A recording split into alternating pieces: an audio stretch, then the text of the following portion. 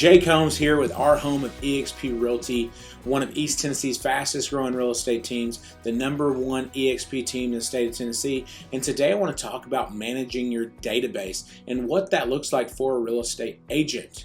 The do's and don'ts, the hows and how nots. So I want to talk about the psychology and the time frame of when a lead comes into a database to when they actually buy. The vast majority of all leads have a 12-month cycle. Now, the more expensive the lead, typically the faster turn time that lead will convert to actually, a transaction, right? To actually going under contract with a real estate transaction. But I wanted to talk about how my team runs it and what are some do and don'ts and what are some best practices. So we label all of our leads based on the time frame of when they're going to buy and how often that we contact them.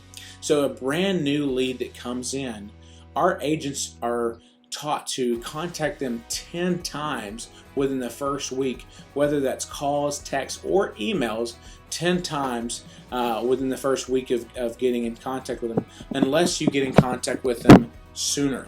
So if you can get in contact with them after 3 times, well, fantastic. But to make sure that you are doing a 3-touch system to follow up with them. Now, once you've made that initial contact, you'll identify what time that they're going to ultimately conduct business. Some people will be in business from the A bucket, which are your hot leads, and those people are going to be buying within the next 90 days. Those people I would personally contact once, if not twice, every single week to touch base. Then you have B leads. B leads are going to be from 3 months up to 6 months of purchasing or listing a home.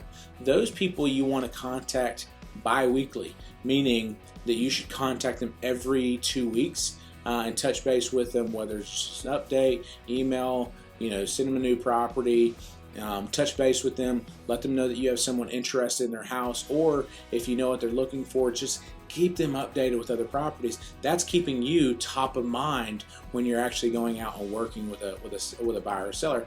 You want to be the person that they contact when they are ready to go. Then you have a C lead, right? C lead is anyone that's 6 months out up to a year. Those people you're going to touch base with, maybe once a month. Let them know, like, hey, listen, I was thinking about you, just want to touch base.